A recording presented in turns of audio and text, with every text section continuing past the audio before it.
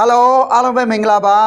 ဒီကနေ့မှာပြန်လည်ပြီးတော့ဖခင်ကိုဝတ်ပြုကိုးကွယ်နေကြတဲ့ညီကောင်မများအားလုံးကိုဖခင်ကောင်းကြီးပေးပါစေအနေနဲ့အရရက်ကနေပြီးတော့မှကြည့်ရှုပြီးတော့ဖခင်ကိုချီးမွမ်းကိုးကွယ်နေကြတဲ့ညီကောင်မများအားလုံးကိုလည်းကျွန်တော်ရဲ့ MFC online worship program ကနေပြီးတော့မှအထူးပဲကြိုဆိုတယ်ဆိုတဲ့အကြောင်းကိုပြောချင်ပါတယ်အာမင်ဖခင်ကကျွန်တော်အရောက်တိုင်းပေါ်မှာနေ့တိုင်းမှာအမှုတစ်တူကိုပြုနေတော့ဖခင်ဖြစ်ပါတယ်လောကမှာကျွန်တော်တို့ဖျားထားတဲ့အခါမှာကျွန်တော်ရဲ့အသက်တာထဲမှာဖျားထားတဲ့ရည်ရွယ်ချက်ဖျားခင်ကျွန်တော်လောကမှာထားတဲ့သူ့ရဲ့အကြံအစီနဲ့သူ့ရဲ့အလိုတော်ပြည့်စုံဖို့ရန်အတွက်အရေးကြီးဆုံးကတော့ဖျားရဲ့နှုတ်ကပတ်တော်ကိုနေ့စဉ်မှာကျွန်တော်ကြားနာဖို့ရန်အတွက်လိုအပ်တာပဲဖြစ်ပါတယ်အာမင်တပတ်တစ်ချိန်မဟုတ်ဘူးကျွန်တော်တလတစ်ချိန်မဟုတ်ဘူးเนาะကျွန်တော်တပတ်နှစ်ရက်ပဲမဟုတ်ဘူးနေ့တိုင်းမှာဖျားကျွန်တော်ကိုပြောတဲ့စကားရှိဖို့အတွက်လိုအပ်တာဖြစ်တယ်အဲ့ဒီဖခင်ရဲ့စကားအားဖြင့်ပဲကျွန်တော်တို့တွေဖခင်ထားတဲ့ရည်ရွယ်ချက်ကိုရောက်မှာဖြစ်တယ်လောကမှာအသက်ရှင်တဲ့အခါမှာလည်းပဲကျွန်တော်တို့ဒီနေ့စဉ်လှုပ်ရှားရုန်းကန်တဲ့အခါမှာကျွန်တော်ဝမ်းမြောက်စွာနဲ့အသက်ရှင်နိုင်မှာပဲဖြစ်ပါတယ်ဟာလေလုယာထို့သူပဲဒီနေ့ကျွန်တော်ဖခင်ရဲ့နှုတ်ကပတ်တော်ကိုခံယူတဲ့အခါမှာလည်းပဲနှုတ်ကပတ်တော်ကိုနှာယုံညတာပြုတော်သူမဟုတ်ဘဲနဲ့နှုတ်ကပတ်တော်ကိုကိုယ်တိုင်ကျင့်တော်အသက်တာနဲ့အသက်ရှင်မယ်ဆိုရင်တဲ့တက်တာထဲမှာဘုရားခင်ရဲ့ကောင်းကြီးမင်္ဂလာတွေစီးဆင်းလာမှာဖြစ်တယ်ဆိုတဲ့အကြောင်းကိုရှေးဥစွာပြောချင်တာပဲဖြစ်ပါတယ်အာမင်ကျွန်တော်နဲ့သူတို့ကပါဝင်ဖို့ရန်အတွက်ဒီနေ့ခွန်အားရတယ်ဆိုရင်အာမင်တူပါအာမင်ကိုကအမှန်တကယ်အသက်တာထဲမှာတိဆောက်စရာဖြစ်တယ်ဆိုရင်လည်းမိတ်ဆွေတငယ်ချင်းတွေကို share ပေးပြီးတော့ကျွန်တော်တို့ရဲ့သူတို့ကအမှုတော်ဆောင်ဖို့ရန်အတွက်လည်းဖိတ်ခေါ်ချင်တာပဲဖြစ်ပါတယ်ဟုတ်ကဲ့ပါဒီကနေ့မှာဆရာဝင်ကချင်တဲ့နှုတ်ကပတ်တော်ရဲ့ခေါင်းစဉ်ကတော့ညင်းဆိုရဲတဲ့တတ္တိရှိပါစေဆိုတဲ့နှုတ်ကပတ်တော်နဲ့ဝင်ငါချင်တာပဲဖြစ်ပါတယ်အာမင်ကျမ်းစာတစ်ချက်ကိုကျွန်တော်တို့အတူတူကဖတ်ရအောင်ကပ္ပဦးကျမ်းအခန်းကြီး39အငယ်9ဤအိမ်တွင်လေကျွန်တော်ထက်တာ၍ကြီးသောသူမရှိပါကိုမယားဖြစ်သောသခင်မတပါအဘေရာကိုမြကျွန်ုပ်အားမမြတ်သားပါတို့ဖြစ်လင်အပြစ်ကြီးသောဤအမှုကိုကျွန်တော်ပြု၍ဖယားသခင်ကိုအဘေသို့ပြစ်မှားနိုင်တနည်းဟုသခင်ဤမယားကိုညင်း၍ပြန်ဆို၏အာမင်ယောသတ်ကနေပြီးတော့မှပေါတီဖာရဲ့မိန်းမဖျားယောင်းတွေးဆောင်ခြင်းကိုညင်းဆိုတဲ့အကြောင်းကိုဒီနေ့ဒီကျမ်းစာထဲမှာရေးထားတာပဲဖြစ်ပါတယ်ဒါကြောင့်ဒီနေ့ကျွန်တော်ရဲ့အသက်တာထဲမှာလည်းပဲညင်းဆိုရဲတဲ့တတ္တိရှိပါစေအာမင်ညင်းဆိုရဲတဲ့သူဖြစ်ဖို့အတွက်အရေးကြီးတာပဲဖြစ်ပါတယ်ကျွန်တော်မေးခွန်းလေးတစ်ခုမေးချင်တယ်ကျွန်တော်တို့comment မှာဖြေရအောင်နော်ကျွန်တော်ရဲ့အသက်တာထဲမှာမိတ်ဆွေတငယ်ချင်းရန်ခင်တဲ့မိတ်ဆွေတငယ်ချင်းကမင်္ဂလာဆောင်ဖိတ်တာပဲဖြစ်ဖြစ်ဒါမှမဟုတ်ရင်တနေရာကိုသွားဖို့အတွက်ချိန်တာပဲဖြစ်ဖြစ်ဒါမှမဟုတ်ရင်ကျွန်တော်တို့ကိုအကူအညီတောင်းတာပဲဖြစ်ဖြစ်မင်္ဂလာဆောင်မဲ့နေရာမှာကျွန်တော်တို့မသွားနိုင်ဘူးလုံးဝမအားဘူးတေချတယ်ဒါမှမဟုတ်ရင်ကျွန်တော်တို့သူချင်းနေနေရာကိုကျွန်တော်တို့သွားဖို့ဘယ်လိုမှအဆင်မပြေဘူးဆိုတာလည်းဟုတ်တယ်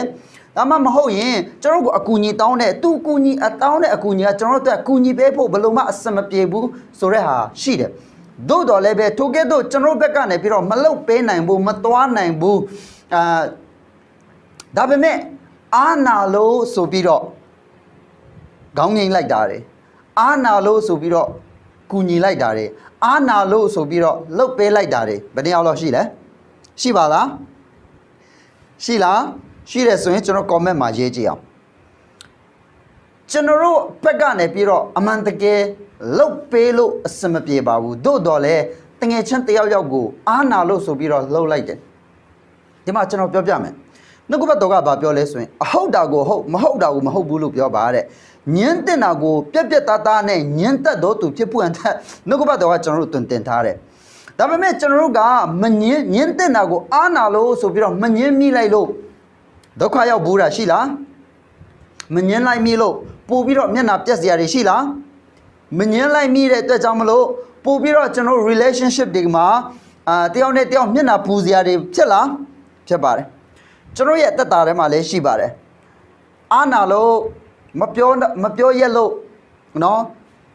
ပြောတဲ့ဟာကိုမပြောလိုက်မိလို့ညင်းတဲ့ဟာကိုမညင်းလိုက်မိလို့ဘဝမှာပို့ပြီးတော့ဝန်ထုတ်ဝန်ပိုးတွေကိုခံရတယ်ညင်းတဲ့တာကို no လို့ပြောရမယ့်ကို yes လို့ပြောလိုက်တဲ့အတွက်ကြောင့်မလို့နောက်ဆက်တွဲအကျိုးကပို့ပြီးတော့ကျွန်တော်တို့တက်တာထဲမှာခံရတာဖြစ်တယ် ဒါကြောင့်မိမိရဲ့အသက်တာထဲမှာညှင်းတဲ့နာကိုမညှင်းပဲနဲ့အာနာလို့သူတို့ဘာတစ်မျိုးထင်သွားမှာဆိုလို့သူ့ရဲ့စိတ်ထဲမှာမကောင်းသွားမှာဆိုလို့အဲ့လိုစိုးရင်တဲ့စိတ်နဲ့တကယ်အတွင်းနှလုံးသားတွေကနဲ့စေတနာစိတ်လည်းမဟုတ်ဘူးအာနာတဲ့စိတ်ဆိုတဲ့နှလုံးသားနဲ့လှုပ်ပေးလိုက်တဲ့အရာတွေ yes လှုပ်လိုက်တဲ့အရာတွေဝန်ခံလိုက်တဲ့အရာတွေကျွန်တော်မငင်းပယ်မိတဲ့အရာတွေဟာကျွန်တော်တို့အတွက်ကောင်းကျိုးထက်ဆိုးကျိုးကပိုပြီးတော့မှများစေပါတယ်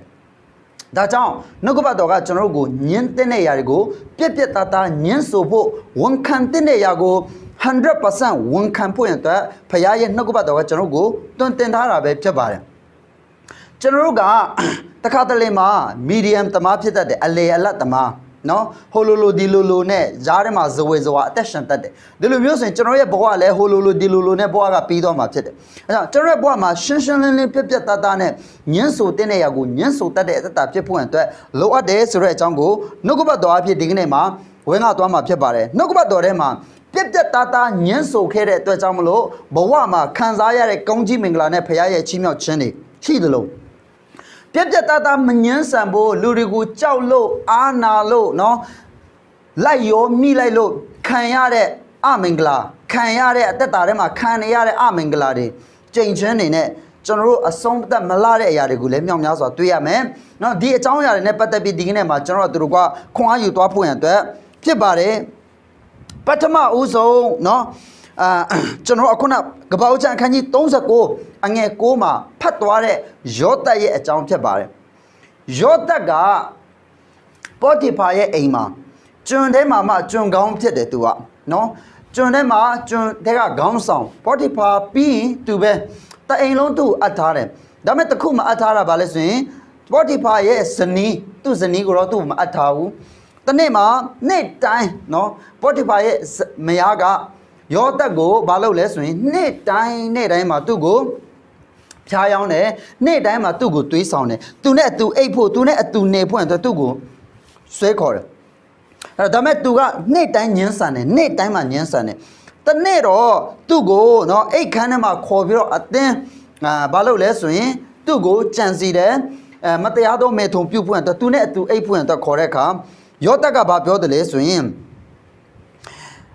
အပြစ်ကြီးသောဤအမှုကိုကျွန်တော်ပြုရတဲ့ဖျားသခင်ကိုအဘယ်သို့ပြစ်မှားနိုင်သနည်းဟုသခင်၏မယားကိုညင်း၍ပြန်ဆိုလေ၏ဒါလောက်အပြစ်ကြီးတဲ့ဟာကိုဖျားရှင်မှာငါလုံးဝမပြစ်မှားနိုင်ဘူးလုံးဝမလုပ်နိုင်ဘူးဆိုပြီးတော့သခင်မရဲ့စကားကိုညှင်းပယ်ပြီးတော့ဘာလုပ်လဲဆိုရင်သူကထွက်ပြေးသွားတယ်ဆိုတဲ့အကြောင်းကိုတွေးရတာပဲဖြစ်ပါတယ်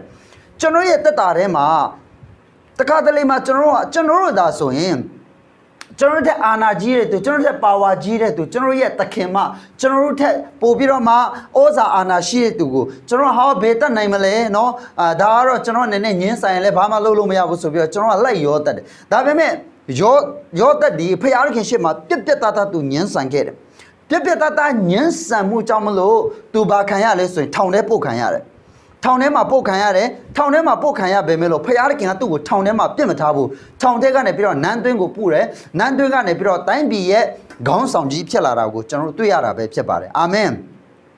ဒါကြောင့်တခါတလေမှာကျွန်တော်ရဲ့တက်တာထဲမှာဝိညာဉ်ရေးရမှာပဲဖြစ်ဖြစ်လူမှုပေါင်းတင်ဆက်ဆံရေးမှာပဲဖြစ်ဖြစ်ကျွန်တော်တို့ဒီတချို့သောအရာတွေကိုအာနာပဲမဲ့လို့ညင်းရတဲ့အရာတွေရှိပါတယ်အဲ့လိုညင်းတဲ့အခါမှာလည်းပဲကျွန်တော်တို့ကပြက်ပြက်သားသားနဲ့ညင်းပွင့်တော့လိုရတယ်အဲ့လိုညင်းလိုက်တဲ့အခါကျွန်တော်တို့အတွက်စိုးကျိုးရှိလားဆိုရင်တခါတလေမှာစိုးကျိုးရှိပါတယ်လက်တလုံးအခြေအနေအရကျွန်တော်တို့ကိုသဘောထားသင်မာတဲ့သူလို့အထင်လွဲသွားစရာရှိတယ်ကျွန်တော်တို့ကိုနားလည်မှုမရှိတဲ့လူဆိုပြီးတော့ထင်သွားစရာလည်းရှိတယ်เนาะတစ်ဖက်မှာဒီလိုမျိုးကျွန်တော်တို့ညင်းဆန်တဲ့အချိန်မှာဒါကြောင့်ယောသတ်ကိုယ်တိုင်ကထောင်ထဲမှာကျသွားတယ်ကျွန်တော်မှလည်းတစ်ခါလေကြာရင်ကျွန်တော်မလုပ်ချင်တဲ့ကိစ္စတခုကျွန်တော်အနေနဲ့ဖျားသားသမီးတယောက်အနေနဲ့မလုပ်တဲ့အရာတခုကိုကျွန်တော်မလုပ်တဲ့အခါမှာကျွန်တော်တို့ကိုအယူတီးတဲ့သူဘာသာရေးဘယ်လိုပြောမလ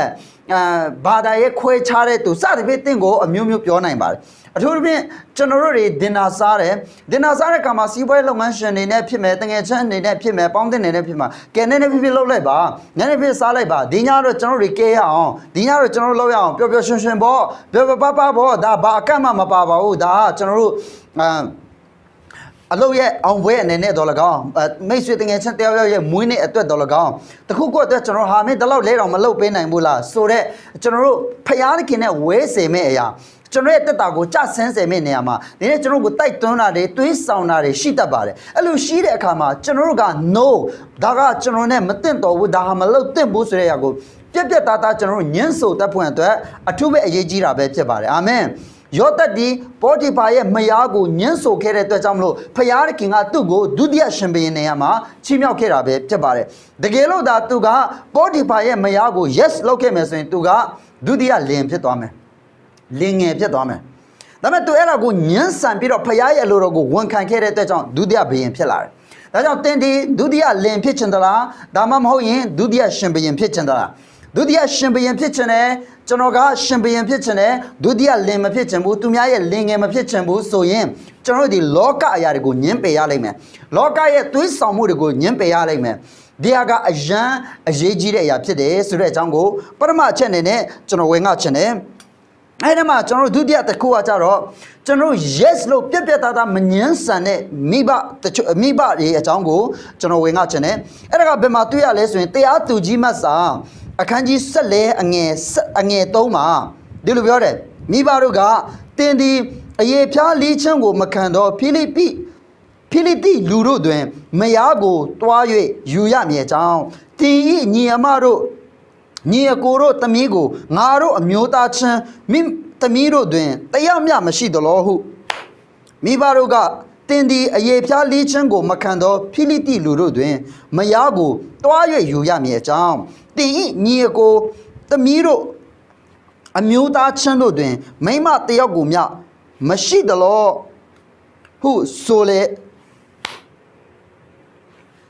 မိဘတို့ကလည်းတင်ဒီအယေဖျားလေးချင်းကိုမခံတော့ဖိလိတိလူတို့တွင်မယားကိုတွား၍ယူရမည်အကြောင်းတင်ဤညီအကိုသမီးတို့တွင်သမီးအမျိုးမိဘတို့က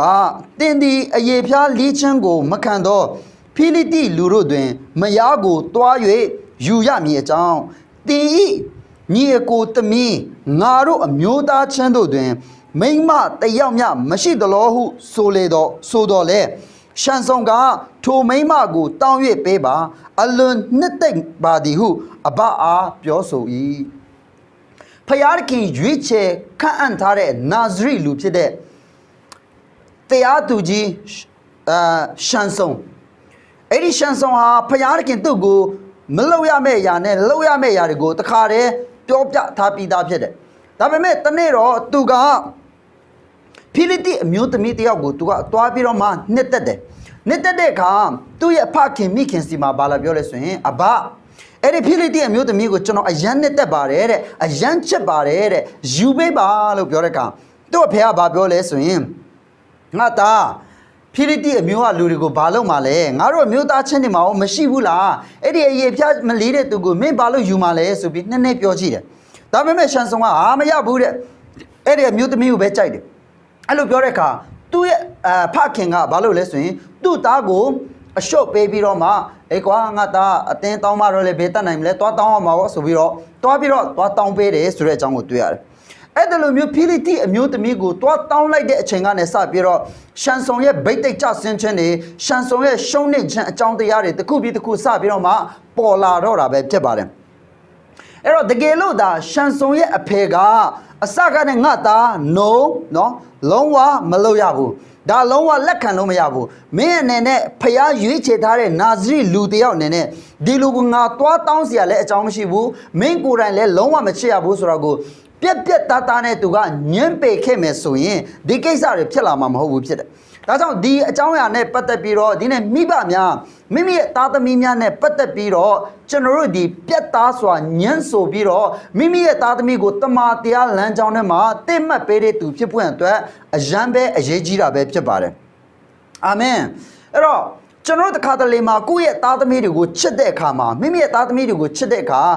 no လို့ကျွန်တော်ကမပြောနိုင်ဘူးမလုပ်ရဘူးဒါမလုပ်ရဘူးဒါမပြောရဘူးဒီလိုမလုပ်ရဘူးဆိုတဲ့ဟာကိုကျွန်တော်ကပြက်ပြက်သားသားမတင်ပေးဘူးအလိုလိုက်ပေးတယ်ဩတနာပါတယ်ဆိုပြီးတော့ကျွန်တော်ထားလိုက်တဲ့အခါမှာတဖြည်းဖြည်းချင်းနဲ့ဘာဖြစ်လဲဆိုရင်ကိုယ့်ရဲ့သားသမီးကိုချစ်ရမရောက်ပဲနှစ်ရရောက်သွားတယ်နောက်ဆုံးမှာရှန်ဆောင်ရဲ့ကြဆုံးခြင်းဒီဖခင်မိခင်တို့ဟာအရင်ကတည်းကနဲ့မမွေးခင်ကတည်းကနဲ့ဖျားစီကဗျာဒိတ်ရထားတော့လေသူတို့ဒီသူ့ရဲ့သားကိုချစ်တဲ့အတွက်ကြောင့်မလို့အလိုလိုက်မိတဲ့အတွက် ရှန်စုံဒီမျက်လုံးဖောက်ခံရတယ်ပဲဖြစ်ပါတယ်ဒါကြောင့်ငငယ်တုန်းကကျွန်တော်တို့အဲ့တော့ကျွန်တော်တို့ဇက်လန်လေးတစ်ခုရှိတာပေါ့နော်ဆိုတော့ကျွန်တော်တို့ဝတ္ထုလေးတစ်ခုဖြစ်တယ်အဲ့ဒီထဲမှာဘာတွေ့ရလဲဆိုရင်သူ့ရဲ့သားလေးကငငယ်ကလေးကနေပြီးတော့မှသူ့သားလေးကနည်းနည်းခိုးတဲ့အကျင့်ရှိတယ်သူများပစ္စည်းကိုမတိမတာယူတတ်တဲ့အကျင့်ရှိတယ်ဒါပေမဲ့သူ့အမေကအားပေးတယ်အားပေးနဲ့တဖြည်းဖြည်းကြီးလာတော့တနေ့ကသူ့အမေကဘာဖြစ်သွားလဲဆိုရင်သူ့အမေကအသက်ကြီးလာတဲ့အခါမှာအဲ့ဒီသူ့သားကဓမြဘိုလ်ကြီးဖြစ်သွားတယ်ဓမြဘိုလ်ကြီးဖြစ်ပြီးတော့အစိုးရတွေကသူ့ကိုဖမ်းပြီးတော့နောက်ဆုံးတေမိန်ပေးဖွင့်အတွက်ဖြစ်လာတဲ့အခါနောက်ဆုံးမှာကဲမင်းဘာတောင်းဆိုချင်တယ်လဲမင်းတောင်းဆိုစရာတောင်းဆိုပါလို့ပြောတယ်တောင်းဆိုစရာရှိတာတောင်းဆိုပါလို့ပြောတဲ့အခါအဲ့ဒီသူ့ရဲ့သားလေးကဘာပြောလဲဆိုရင်ကျွန်တော်ရဲ့အမေကိုတွေ့ချင်ပါတယ်ကျေးဇူးပြု၍ကျွန်တော်အမေကိုခေါ်ပေးပါလို့ပြောတယ်အဲ့တော့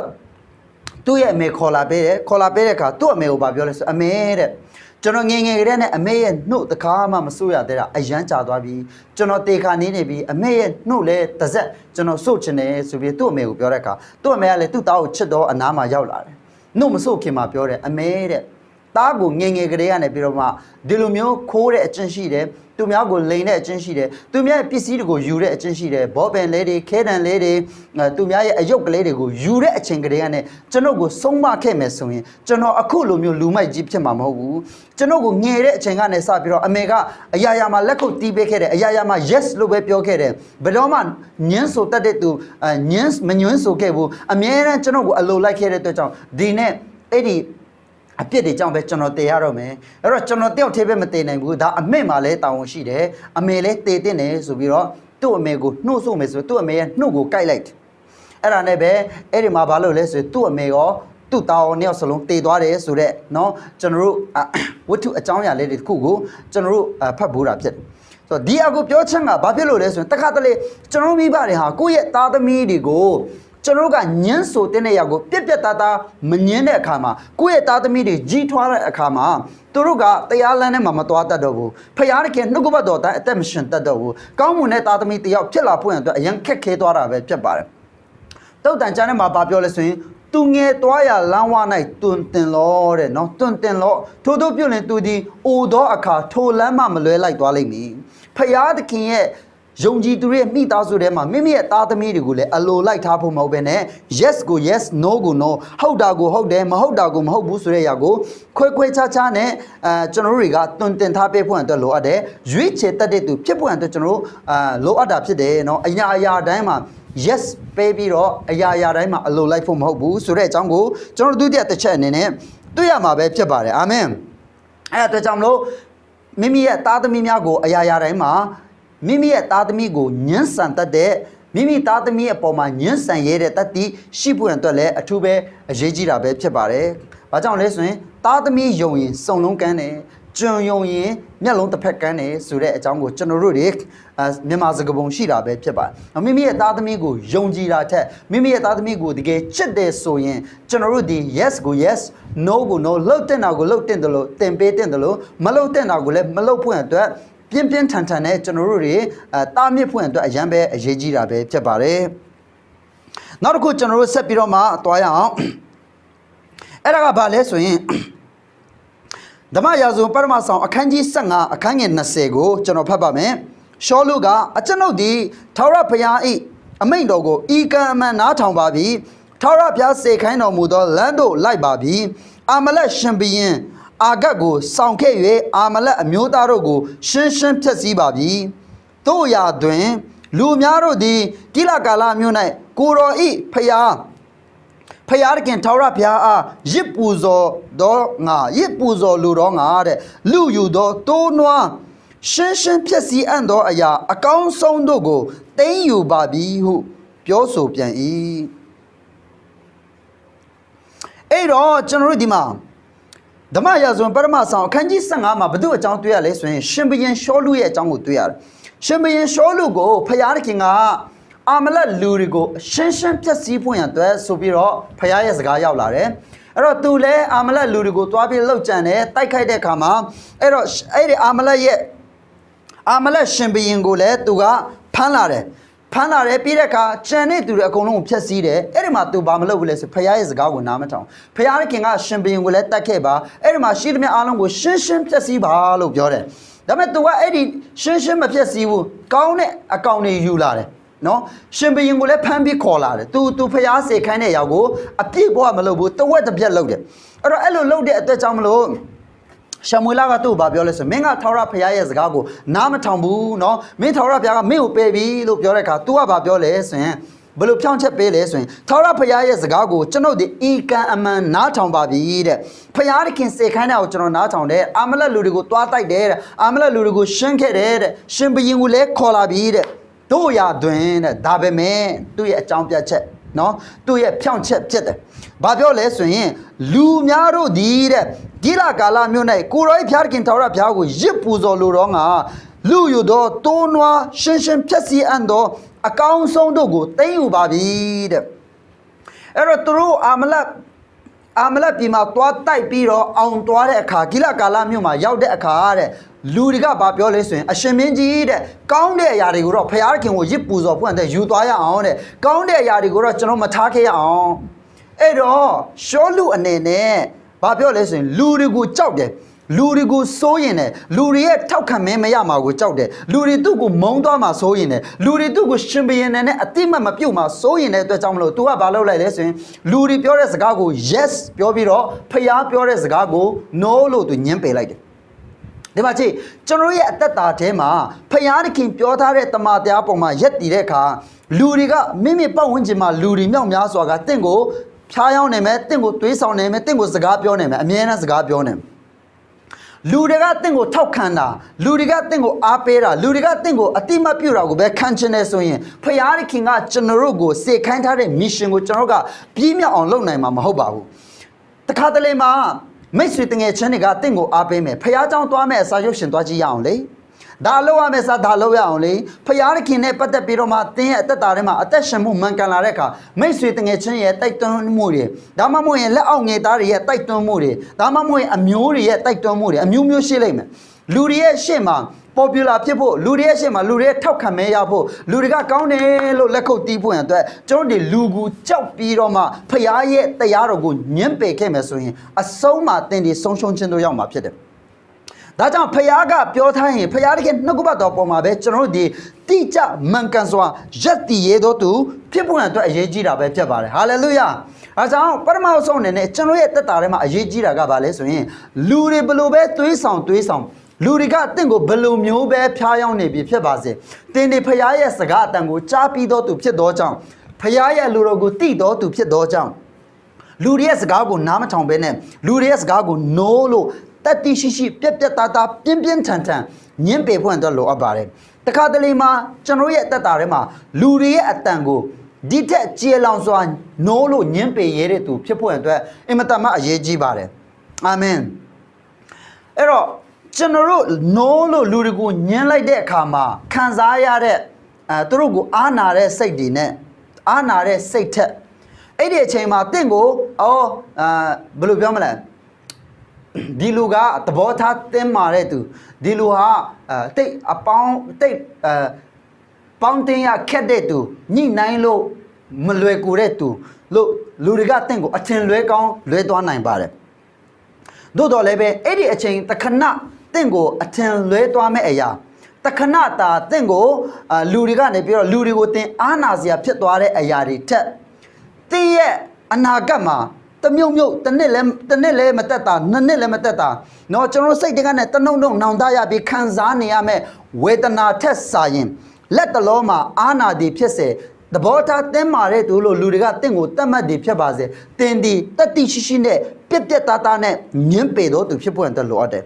ဘယ်အရာတွေကိုညင်းပေရမှာလဲเนาะကျွန်တော်ဖျားသခင်ရဲ့နှုတ်ကပတ်တော်ထက်လွန်သောအရာတွေညင်းပေတတ်တဲ့သူဖြစ်ဖို့အတွက်အထူးပဲအရေးကြီးတာဖြစ်တယ်ရှောလူဒီလူတွေရဲ့စကားကိုသူနားမထောင်ခဲ့ပါသူ့ကိုရှင်ဘီနေရာမှာခန့်ထားတာကိုလူတွေကသူ့ကိုချီးမြှောက်လို့သူကရှင်ဘီနေရာမှာရောက်လာတယ်လို့သူထင်တယ်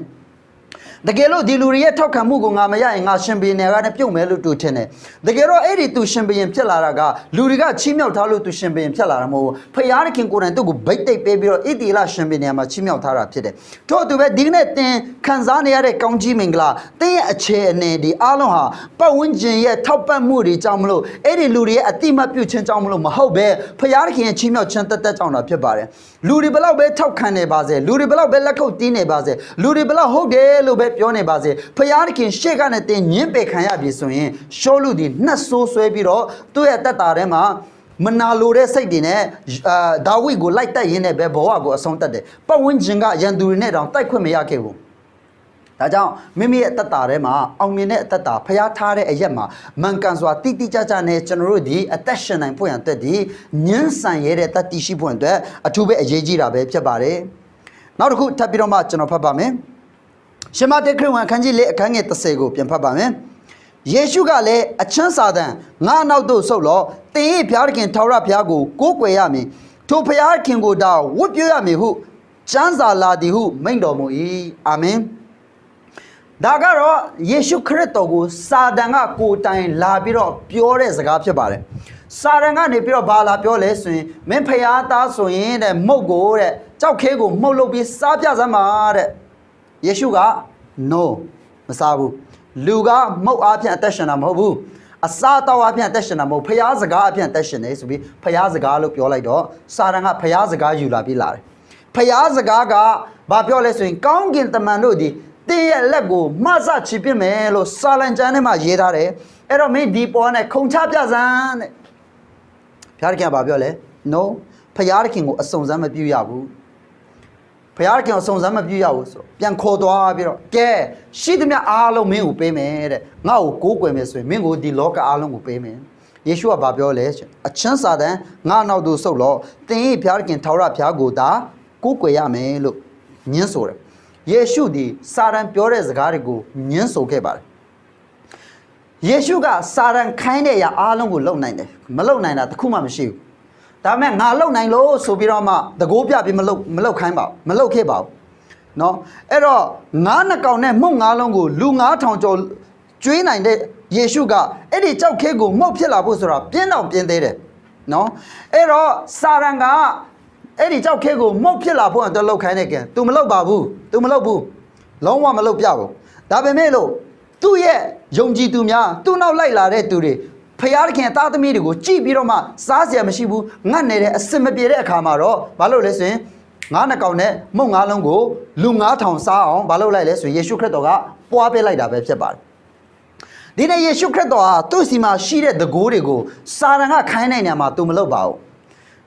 သူ့ရဲ့ခန္ဓာကိုယ်အတွက် तू မလုပ်ပါဘူးဘာအတွက်လုပ်လဲဆိုရင်လူတွေမြောက်များစွာအကျိုးပြုတဲ့အချိန်မှာ तू လုပ်တာဖြစ်တယ်ဒီကနေ့ကျွန်တော်ရဲ့တက်တာထဲမှာလဲငါလောက်တတ်တယ်ဟာငါတတ်တယ်ငါတော်တယ်ဆိုပြီးတော့မိမိရဲ့တက်ဆွမ်းခြင်းတွေကိုစာတန်ကခိုင်းသမျှအားလုံးကိုကျွန်တော်ကလိုက်လို့ဖို့အတွက်မဟုတ်ပါဘူးလူတွေကခိုင်းသမျှအတိုင်းကိုကျွန်တော်ကလိုက်လို့ဖို့မဟုတ်ပါဘူးလောကကျွန်တော်ကိုအစွမ်းပြခိုင်းတဲ့ကျွန်တော်အစွမ်းပြစရာလည်းအကြောင်းမရှိပါဘူးသို့တော်လဲဘုရားခင်တင့်ကိုအစွမ်းမရှိဘူးလားဆိုရှိပါတယ်ဘုရားခင်တင့်မှာတကူမပေးထားလားပေးထားပါတယ်ဘုရားခင်တင့်ကိုအစွမ်းပေးထားပါတယ်အဲ့ဒီအရာကဘယ်နေရာမှာအသုံးပြုဖို့လဲဆိုရင်ဘုရားခင်ရဲ့သားသမီးတွေဒီကနေ့ဘုရားခင်ဖန်ဆင်းထားတဲ့လူသားတွေအတွက်လိုအပ်လာတဲ့နေရာမှာအသုံးပြုဖို့အတွက်ဖြစ်ပါတယ်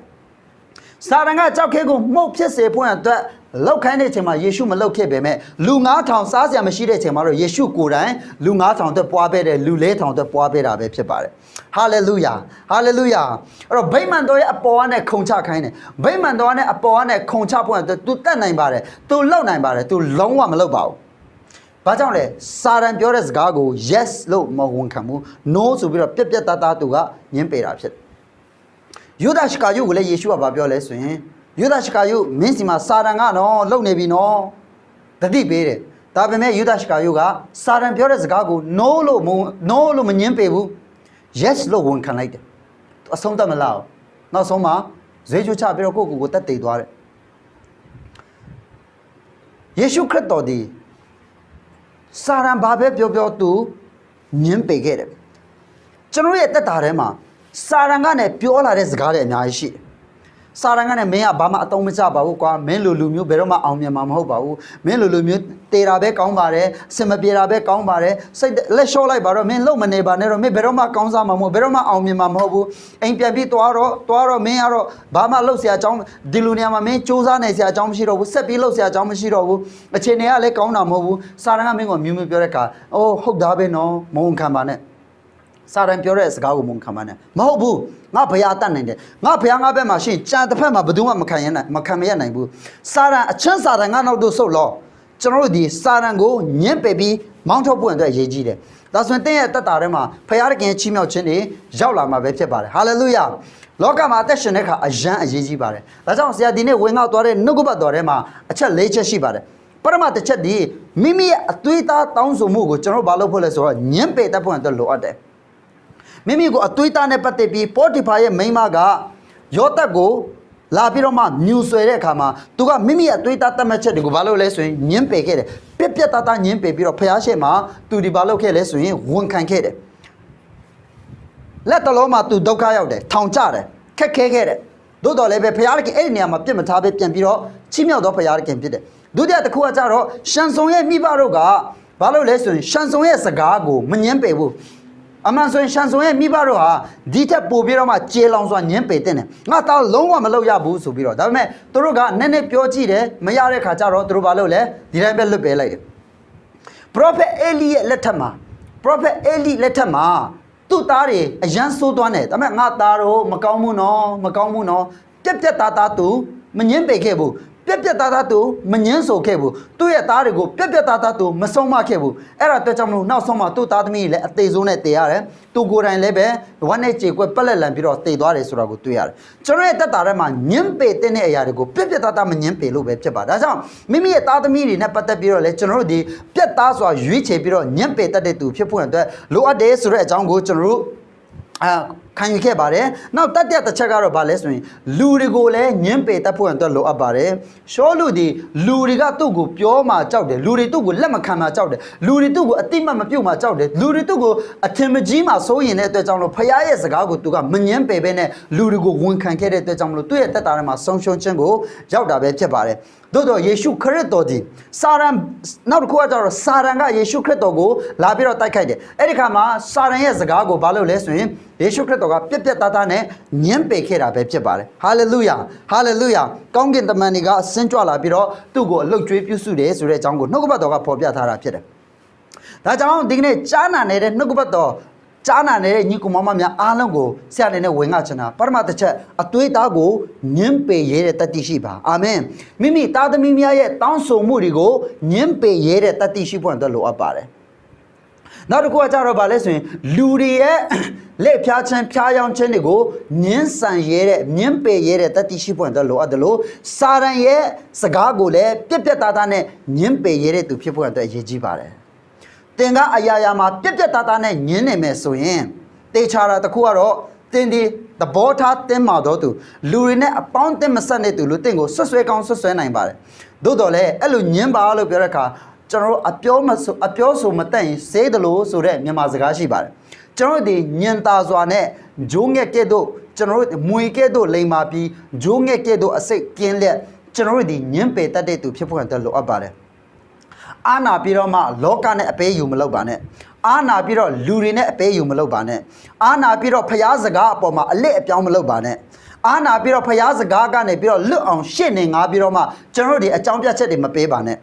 ဖျားရဲ့စကားပေါ်မှာ yes ဆို yes no ဆို no ပြက်ပြက်သားသားကျွန်တော်တို့ရက်တည်ပြီးတော့မှအသက်ရှင်မယ်ဆိုရင်ဖျားရဲ့ချီးမြှောက်ခြင်းကောင်းကြီးမင်္ဂလာတွေတင့်ပေါ်မှာတက်ရောက်လာမှာပဲဖြစ်ပါတယ်တဲ့တက်တာထဲမှာလည်းပဲ